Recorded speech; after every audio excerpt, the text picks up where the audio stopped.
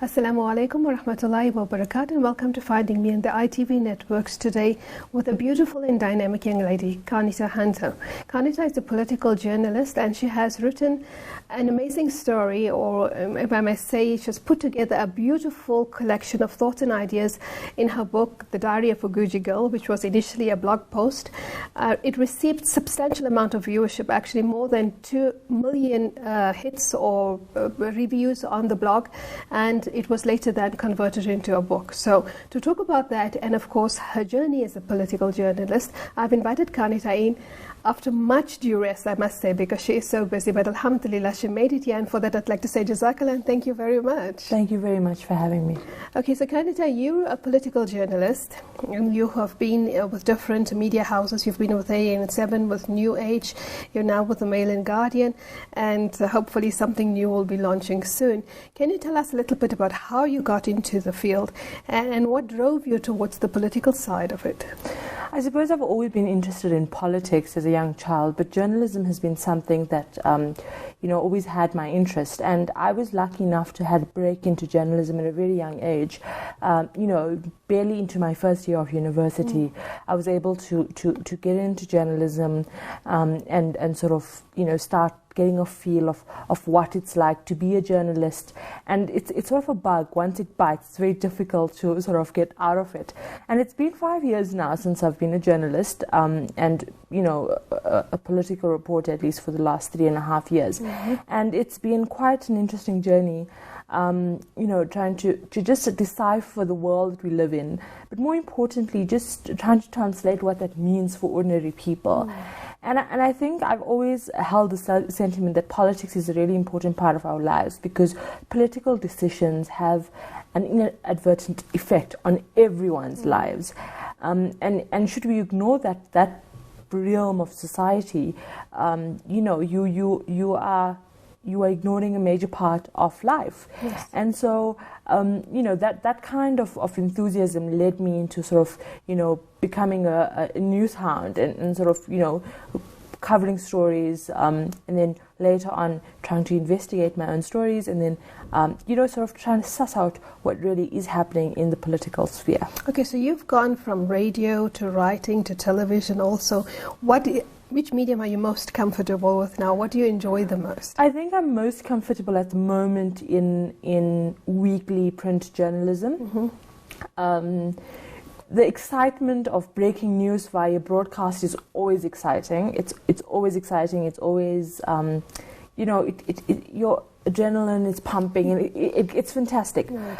However, when you write, like the experience I had at the Mail and Guardian, when you write long-form weekly journalism, you are able to predict events, tapping into a various number of people that you chat to and sources, etc.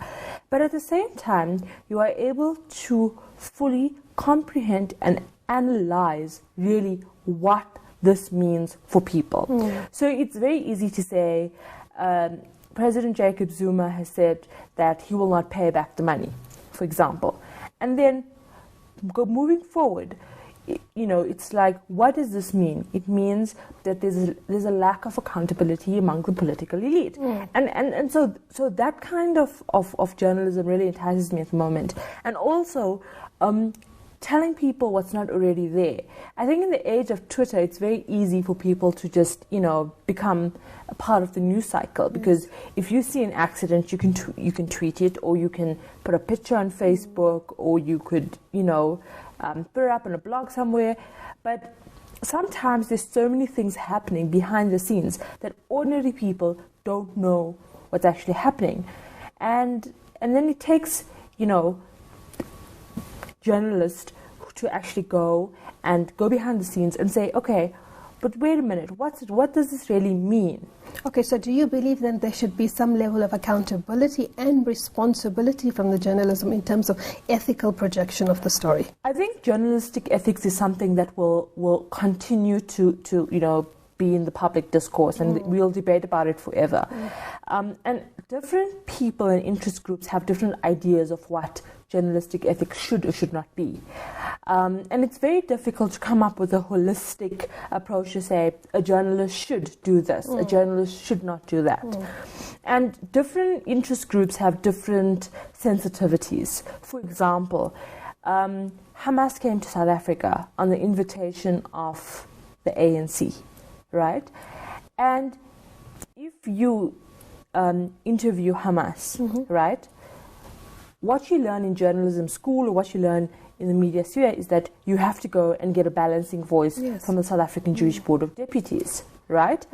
And so as a journalist, you're in a position that as a Muslim, I would be affiliated with the Palestinian struggle.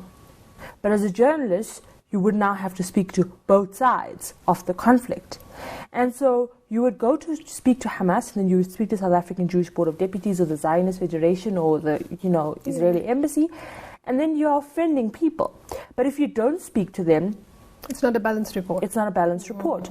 But there is no definite formula to say these are the people you speak to in these circumstances. So ethics is something that really, comes and goes. It's something that is never stable. It's always moving. And I think that demanding more accountability and demanding more, journalists to adhere to high standards of ethics is something that's going to be a core forever. And I think that, having a peer review system in place, talking about these matters and saying, okay, this is where you went wrong. This is something as a journalist you battle from day one till, I haven't seen a journalist that still doesn't battle with issues of ethics and issues of objectivity, because objectivity itself is something that's highly debated. Yes. I sort of lean more to the view that no one can be truly objective. And it's something that we can discuss forever. Yes, certainly, because we all come with our own subjective biases already to a particular issue. So you can try to be objective, but you're never 100% objective. Just in the way in which you lead the story, I suppose, or the opening sentence, or how you close it alone will bring in a certain amount of subjectivity or subject bias. Yeah. But it's important to be fair. Yes, of course. But there's a problem with that in terms of mainstream media. We find that there is a failure in terms of mainstream media journalists to be fair, to be objective, and to project the story as it should be. I mean, the Guardian newspaper in the UK just admitted that it intentionally silenced certain voices which admitted foreign accountability or foreign policy accountability in terms of the Paris attacks. So, I mean, a Guardian newspaper is a major newspaper in the UK, and it is considered one of the most trustworthy sources, and yet it says it intentionally silenced voices, so it practices self-censorship. So you see that there is a problem in terms of the mainstream media. Now, for example, if you are reporting a story, do you find that in our newsrooms there is a certain amount of self-censorship that goes on? I think that some newsrooms more than others, some less than others. But it takes a strong character to survive in a newsroom. That's what I believe. And it takes a lot of shouting and fighting, and just to make sure that the story that you write is in fact the closest reflection of what's actually happening. And that it's the story that gets published, isn't it? And that's the story that gets published. But I do think, however, that there is this sort of blind or this sweeping assumptions that the mainstream media is biased and it will, I feel like we've come a very, very, very long way. I think if you compare the 2001 September 11 attacks to the Paris attacks, I think in the narrative has changed quite significantly. And I think that there has been a lot of progress. And even if you look at in the South African discourse in terms of, of covering not only Muslim issues, but just racism, or covering issues, issues of sexism, of transformation. I mean, this year alone, transformation has been, before we shy around the issues of transformation, but this year it has been phenomenal how it just exploded. And the issue exploded in society, and people had to start writing about it and talking about it. And you were involved in the Fees Must Fall? Yeah, it was quite interesting. The Fees Must Fall campaign, where students sort of took charge and started, protesting. And it was quite fascinating. I sort of focused more on the political discussion side of it, a bit of obviously the protest and stuff. But in watching how, ANC and the government reacted to it, and the different spheres of the political landscape dealing with this big force that emerged in society of young students marching and protesting, calling for no fee increments and calling for affordable or free higher education. And I felt that it was quite a significant event in our landscape as South African society, because it's for the first time in a very, very long time that students led the protest. That was the first element. The second element, to see the reaction of government or the non-reaction of government, and also to look at the chattering classes and to see what are people saying about this, where some people were really, really uncomfortable with the discussion of transformation.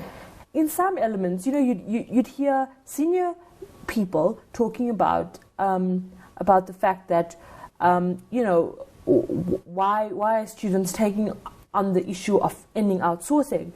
But I suppose universities are microcosms of society. Yes, of course. And if students can't put these issues on the table and fight for these issues, then who will? Because, your labor unions, they've become, a little noise in the background. But we've seen this emerge of a new, strong noise. But at the same time, there were different issues that came across.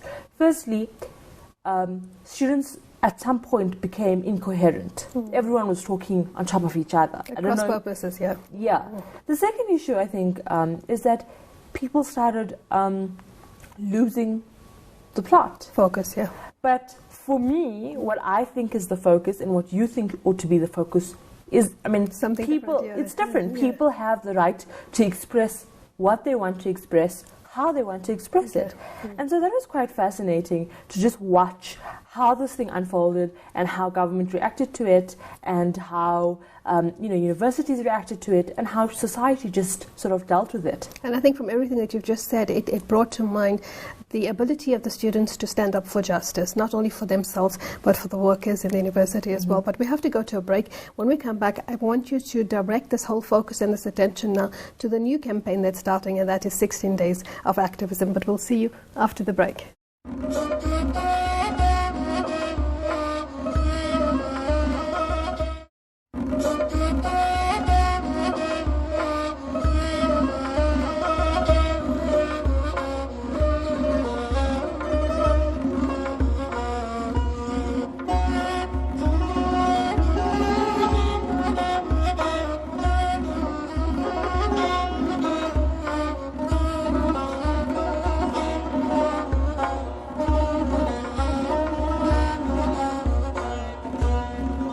Assalamu alaikum wa rahmatullahi, and welcome to the second segment of Finding Me today on the ITV networks with my very special guest, Qaanitah. And before we went on to the break, Qaanitah was explaining her perspective and how she covered the story on the Fees Must Fall.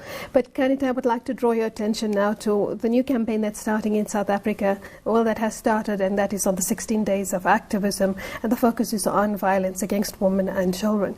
So just as how the youth stood up for justice, I think it's the responsibility of everybody in society to stand up for justice, and part of that justice would mean to protect the most vulnerable in society, and that are the women, the children, and the elderly. So do you think that this is a wonderful campaign, a good campaign, or do you think it's only momentarily fixed and therefore distracts from the greater issue, or is there something that can benefit from it? I think that dedicating times to a certain amount of time to campaigns or causes is a very good thing, because you'd rather talk about something for 16 days than not talk about it at all. That's the sort of preliminary outlook to the 16 days of activism. But I think that government obviously capitalizes on this time a lot, and mobilizes NGOs, civil society, and ordinary society to come forward and talk about these issues, about the scourge of abuse against women and children. However, I think that there needs to be a lot more consistency in terms of this, in terms of dealing with these scourges. And I think that at first you look at right on the top of the society, how society is structured, and we look at leaders, and some of the attitudes and comments of leaders do not help the cause of women and children. And if you look at people, Grace Mugabe was reportedly said this week that girls who wear short skirts get raped. Yeah. And in 2015, we cannot have people shying around or shying away rather from this really, really important issues of women are being attacked, women are being abused, women are being killed by people that they know. Kids are being raped, kids are being abused, kids are being, murdered. And at the end of the day, when we have these discussions, we have a very instant reactionary, people are angry, so we'd be like, let's bring in the death penalty, or let's harsher sentences for rapists, harsher sentences for wife beaters.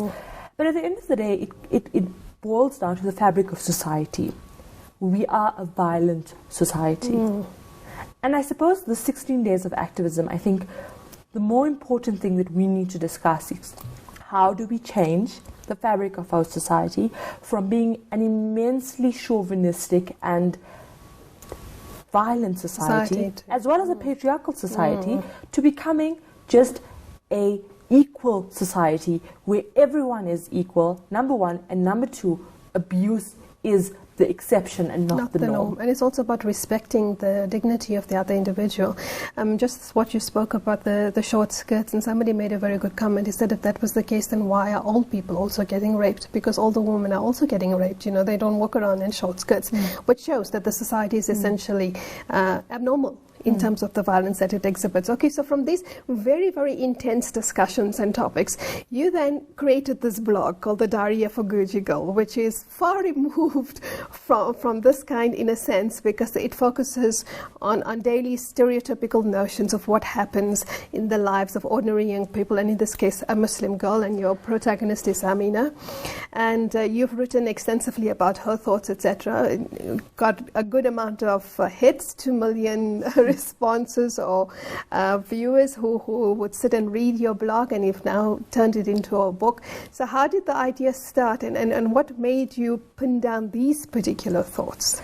I think when you're surrounded all the time with serious issues, there's problems facing you all the time.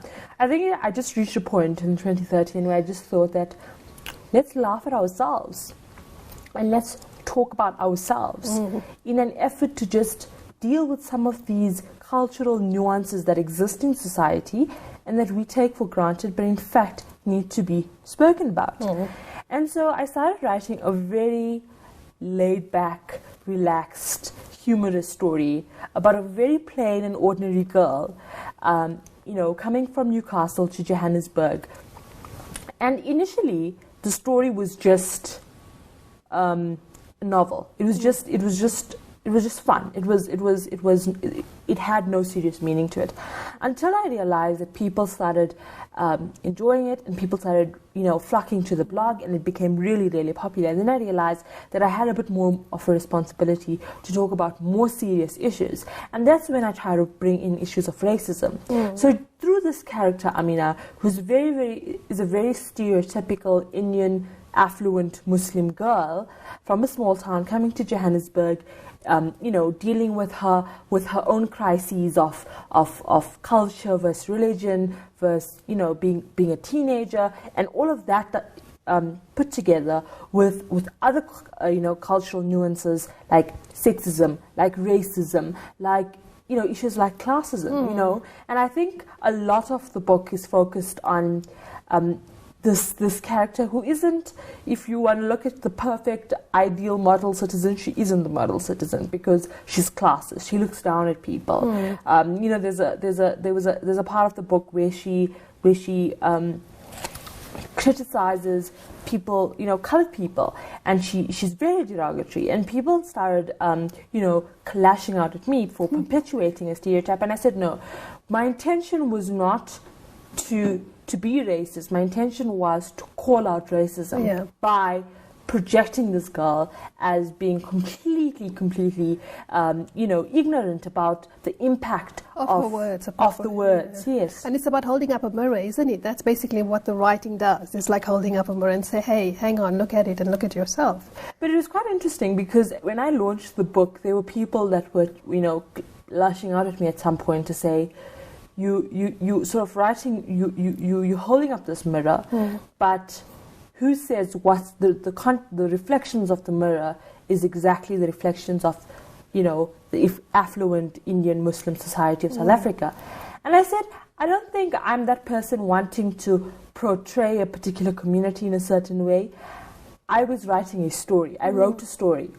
And I think if more of us write stories about our experiences or our observations or entirely just making up an entire situation, I think it will just add to the richness of our being. And it's quite interesting because when you start writing about these things, when it's on paper, people start realizing, wow, this is actually an issue or non-issue, And it forces you to think. It forces you to think. And it forced me to think at some point, to whether, issues such as classism. It's, you can rant about it. People rant about it every day, and it's mostly people who are victims of people who are classist, right?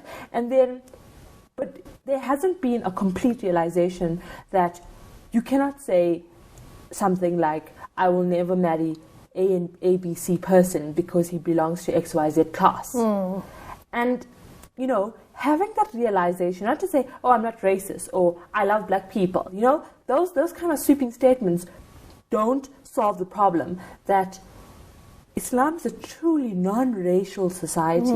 It's a non-racial, non-sexist culture. It's a non-sexist religion, non-racial religion. Yet, somehow along the line, we've picked up... It manifests totally as racist and sexist and cultural, basically, from the behavior of individuals. Yes. And so I think writing about it, and also what really made me focus a lot more on it, is that Diary of a Guji Girl is obviously meant to a very younger audience. It's meant for teenagers and young adults. And it surprises me that teenagers today are still perpetuating these really, really ancient kind of prejudices. And I think to myself that when are we going to get past all of these archaic behaviors and attitudes and just transform ourselves and just be humans? Yeah, but that can only be through education, and I think writing is one of the best ways of educating. And a blog perhaps is better because young people come in and access blogs. They're lazy to buy a book or read it, perhaps, But you wrote something which I really liked, and you said your image screams more than your words. But I think what also many Muslims don't realize is that words are the equivalent of deeds, and so you're accountable for those words too. So if you consider both the image and the words, do you feel that we have to sit up and take accountability, that we have to recognize the shortcomings and make a conscious effort to change? Because, after all, we are being perceived in a particular way and projected thereafter, firstly from our image and secondly from our words. I think that I'm a little bit more opposed to just talking among ourselves about our problems and everyone bickering about this is our problem as Muslims, or this is our problem as the Indian middle class, or this is our problem as South Africans. I think that while there needs to be a lot more realization, it needs to be what now? Yeah, so you need to give a solution. And more forward-looking. Okay. And by writing the book, I tried my very best not to be preachy. So because there's a lot of people that are preachy. Yes. You know, there's like, you people are a bunch of racists, but how is that going to solve the problem? You know. Exactly. So to have a more forward-thinking approach to say, okay, let me project a situation of extreme racism, and let's see what the response is. And from the response from, initially from the blog and the book, the great thing about a blog is that you have instant response, which is incredible. Yeah. And, people are saying that, I would use a very derogatory word to refer to a certain group of South African society, and I didn't know it was wrong. And there's this genuine shock and almost a disgust that this is how I grew up. And I don't know. And I don't know any different. And I mean, instead of calling people out, just portray to them that, you know what you're doing is immensely terrible, Yeah. There's no other way of putting it.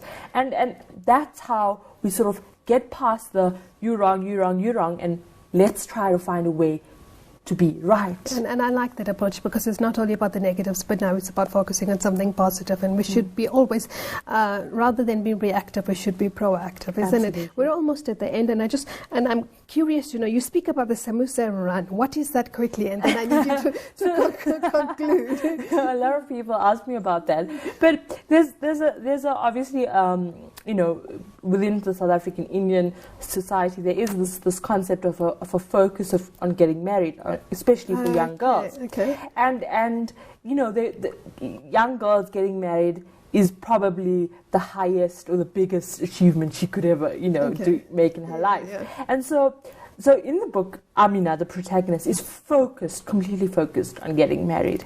And so as a Muslim, as our religion opposes dating, there is this sort of culturalized form of getting to know people through a samosa run, where a boy would come home and your family would offer them samosas, and then they would. But now it's sort of swayed a little, where it's actually become. It's not like, okay, you are a suitable match, to each other, and you would meet and then decide whether you want to get married. It's become like, as many boys you see or as many girls that you go and see. So it becomes a run, Okay. Okay. And so, I mean, it was quite fascinating to see different people's, responses to it. Some people had thought that I was sort of demeaning this practice. Other people were sharing with me really hilarious stories of when they were going through the phase of finding a suitor to get married to, and the crazy episodes that unfolded, and the hilarious stories, and the different questions that boys probably asked them. And so I try to just add this humor into the narrative, and I think people enjoyed it because it's so popular. But now we're right at the end. So in the last 30 seconds, what advice would you like to leave to the people who delve into the Diary of a Guji Girl? I think that enjoy it, laugh at yourself, laugh at the people around you, because that's the only way. When we are relaxed, do we actually realize what is right and what is wrong. And I think that your outlook in life should be, let's learn from situations, but at the same time, let's laugh at ourselves. And by laughing at ourselves, we will grow as individuals. And so thank you very much for that. And I think that's a brilliant and excellent positive note to end on, because ultimately we should not be shy to admit that we are capable of making mistakes. But the ultimate success is to be able to learn from that, right? So thank you for being here. Fi amanillah. Wassalamu alaikum wa rahmatullah.